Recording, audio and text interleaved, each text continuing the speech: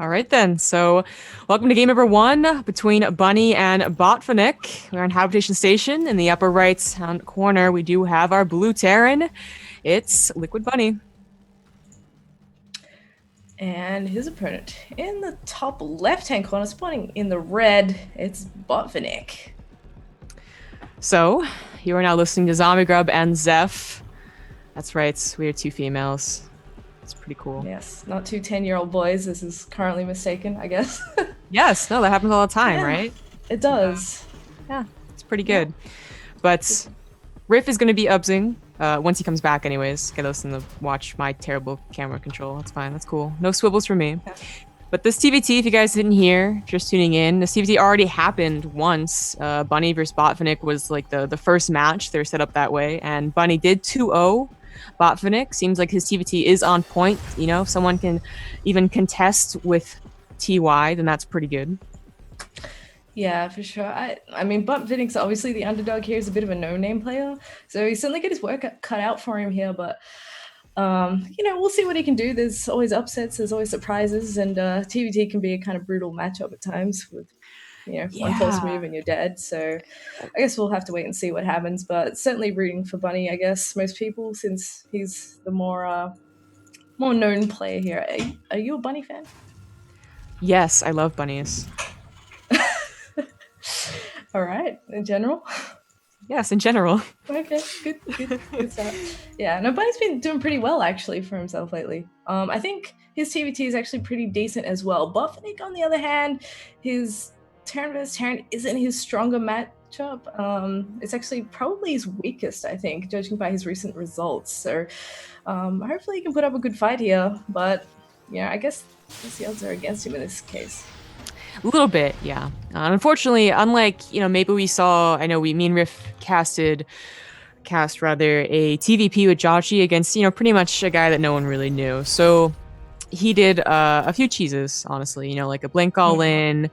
You can do that in TVP or PVT rather, but in TVT, I think the only way you can really get a build order win is not even a build order win, really. It's just banking on your opponent not dealing perfectly with very early aggressions, such as like the marine drop that we've been seeing with the Hellions. We've seen that actually take down players very easily, but only because they didn't react pretty perfectly. Yeah, true. And I mean, like, Banshees are another thing. I mean, Banshees are just so common in TVT at the moment. So, that kind of thing can certainly knock a player out of their rhythm as well, particularly if they're getting a bit flustered. The pressure of the match adds up, especially when you're the underdog and you've got to be paying attention to where that Banshee is, trying to minimize the damage from it and doing your own thing at the same time. It can be kind of tricky, and that's certainly a good way to get a lead early on in this match, and it looks like Botvinnik is indeed heading towards that sort of thing. Right. So he's going to go up straight up to Banshees, and Bunny is actually going to afford a command center, and getting a reactor fairly fast in that barracks means he's going to have enough Marines to deal with the Banshee, only if he's able to immediately catch it cloaked. If he's going to swap it over with the factory to get some Hellions, that's really not a whole lot of Marine coverage, and that's usually why you never see a low ground command centers. It's not because they're afraid like a SV is going to come and kill it, like your SV building a SV or something like that. It's mostly because you don't want to have to deal with like taking care of two bases, honestly, against Banshees with such low Marine counts. And actually, it's not going to swap over at all. It's going to be one Wood of Mine, and then going up to that starport, probably to go ahead and get his own Viking.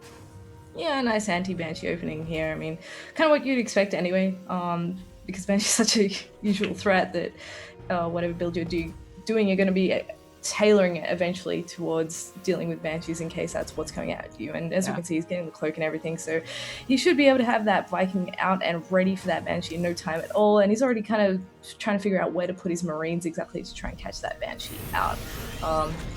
First Widowmine should actually... Where'd that actually go? Oh, okay, it's down towards the bottom of the ramp there, so... Interesting. Yeah, I would have expected that to be kind of on the side of the main or something, trying to catch the Banshee when it first comes in.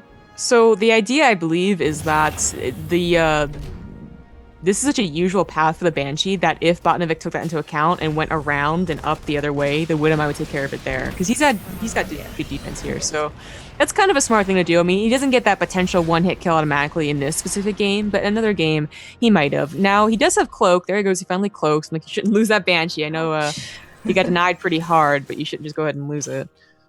Yeah, I'm actually not sure he's going to be able to do anything with his Banshees. I mean, the Raven's already on its way out, as it should be, and the first one had to go all the way back home. So certainly Banshees can be useful for the rest of the matchup, provided he doesn't actually lose it at any point. But Bunny's just so well defended. He's got Widowmates, he's got Marines in position, and the Viking and the Raven can certainly cover the main. Now he's got that tech lab on his factory. He can start pumping out his own siege tanks, as Botvinnik is doing himself. Right. So anytime you open up with a Banshee opener, you're pretty much always going to follow it up with a Marine tank attack with the Banshees if you still have them, if they haven't died. And that should be what you're doing. So it's there are some builds that your opponent can do where it just shuts it down really, really hard by meeting you out in like the middle of the map and stuff like that. But for the most part, you're pretty okay doing the attack every single time. But if Botvinnik doesn't do it, it's probably because he hasn't gotten any scouting at all. I've been checking his vision, and besides that one Banshee that popped in there, other than that, he has no idea what Bunny had. He never sent an SUV over to see exactly what that build order was. So that's the only reason I can imagine he wouldn't try and go ahead and push out with this tank. And it looks like he isn't. He's already got it sieged up at home. Yeah, I think there isn't a huge risk of moving out on the map anyway. I mean, he's got the map vision at the moment. He's sitting at the watchtower. Oh no, he's actually going to be really careful with this Banshee. He may lose it. I think he will actually. He's just kind of letting it die here. And it wasn't even focus firing on that's SCVs. Could have gotten 3. Even that wasn't enough. And this one gets denied as well. Yeah, not the greatest start here for Botvinnik. I mean, Liquid Bunny, he's also had this expansion down for quite a while. It's very much saturated at this point, and Botvinnik is only coming down now. I feel like he's already kind of, not necessarily behind, but not in the greatest position. There's just a lot more confidence in Bunny's play at the moment, I feel. Right. I mean, you can say that he's behind pretty much because he opened with something that wasn't off command center, unlike Bunny, and it did absolutely no damage. Like, really, those 2 SCV kills, they don't really count. It's pretty bad for him. As you can see, he's also a lot later in that stim timing. Not that, like, it usually doesn't come down to stim. Like, very rarely does it ever, but it can happen. Like, if Bunny pushes out because he gets medevacs faster as well, and he can get a pretty good contain on Botvinnik. Yeah, well, let's see if he moves out here. Botvinnik's actually doing a really good job at keeping eyes on what's going on the map. I mean, sure, he hasn't really been able to get too far into Bunny's base to see what's going on, but he's got the watchtower, he's got these Marines wandering around trying to find stuff to pick up, and here we go. He already denies a couple of Marines coming across the map, so this is also kind of limiting what Bunny's able to see at the same time. But he's come for the move out. Botvinnik should know about that, and hopefully he can prepare himself accordingly. So those Marines are probably just going to wait until this push happens because he did have Zelnaga control, and then they're going to the natural to try and stop it, get some good SCV damage. Unfortunately, Bunny just a little too good for that, already sending out his own Marines, and Botvinnik just have to go home. Now, this drop could do a lot of damage. There is nothing except that one turret that was put down to help out.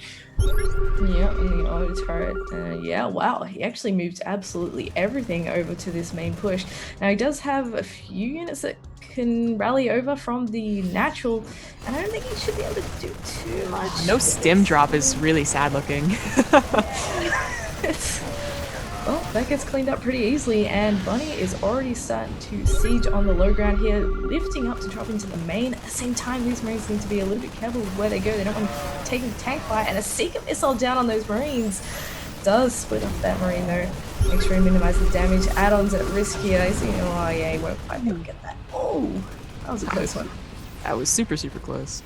Good news is that most Terrans have figured out not to put your buildings on the right side of this main, as this will happen, and you don't want to be losing that barracks that's trying to finish up combat shields, as I believe, well, he already has combat shields, but still. Everyone's learned their lesson here, and that's why Bunny's siege up really didn't do that much damage. It was more just a threatening, like, I'm here, so why not go ahead and try? Yeah, that's fair enough. He backs out of there, and at the same time, he's taking his third, so Botvinnik gonna move out a little bit, but I don't know, I feel like it's pretty scary for him at the moment. He doesn't want to move out too far. Drop loading up for Bunny, see if he can do anything with that. There's nothing to really prevent that from dropping into the main at the moment. But wow, he's actually going to come around, and the armies miss each other, so this could be kind of interesting. I feel like Botvinnik would want to turn around almost, but he's already too far across the map. See, this could have been so good for Botvinnik had he actually caught Bunny's army out of position, because with so many Marines and unsieged tanks, he could have done quite a bit of damage to Bunny's army. Now, he's maybe going to do some damage to the economy. Like, again, they both didn't see each other, so Bunny has like no idea he didn't send any tanks down there. He only has his reinforcements, and that might not be enough. Oh, the third is gonna go down. Ooh, yeah. Oh, is he gonna get it? He didn't manage to get it. Oh no. And wow, Bunny does actually deflect that. He gets his tanks and reinforcing marines, and at the same time, he's pushed it out the front of Botvinnik's base, and he's kind of stuck in here. He just lost all his marines too, so he actually doesn't have a lot of buffer for these siege tanks. Luckily, with that high ground, it's going to be kind of scary for him. I mean, yeah, he actually has no buffer. They could have dropped on him a long time ago. Secret Metal supposed to go down, and that's a low health tank, so it did die. Oh, nice tank. Okay, these double drops coming from behind. Ooh! Why? Apart here. Alright, he's coming down the ramp, but this is actually really scary for him. Bunny sees the opportunity. He's going straight for those marines. Definitely no buffer left now for the siege tanks of Botvinnik. But at the same time, the marines of Botvinnik doing work on the right-hand side of that siege line. Looks like the rest of the siege tanks of Bunny are going to get cleaned up as well. So these guys are kind of taking blows in the tank count. Wow, what do we actually have left here? Well, Bunny still has a very sizable army just waiting back at home. Yeah. Botvinnik, it was good to break out of that. You know, it was fortunate that Bunny's 3 tanks weren't really doing any damage to the initial attack, but it's still not going to be enough. He's still down by 40 supply. Had he gotten that third as well as defended, I'm like, maybe, but even then, that army is still so scary. The main problem is that he doesn't have enough tanks to defend the third as well on a lower supply count. Like, tanks can't help you when you're a lower supply count, but not this much. And here comes the push that'll probably make Botvinnik tap out, unfortunately. So many marines stemming in here. It's just shredding through everything. Siege tanks trying to siege up to the last minute. A lot of the marines get blown up, but it's not looking like it's enough at this point. SCV is coming up the line as well. And he does lift up out of there. He could probably try and get the top of the tanks. There's not that many marines there. But he's just doing so much damage. Even if Botvinnik does actually clean this up, there's just kind of nothing left for him at this point. GG. Again, not many people are probably surprised. I don't know if betting was actually going on, but you guys are probably going to win betting 2-0 for Bunny. Yeah, Yeah. There's one bet on each there's 1 point on each of the options. Zeph, I think we may have overcorrected though. If I get you to turn your mic up just a smidgen more from the settings again. It was fine for that game. It wasn't bad, but it is on the low end. And I saw someone mention that as well.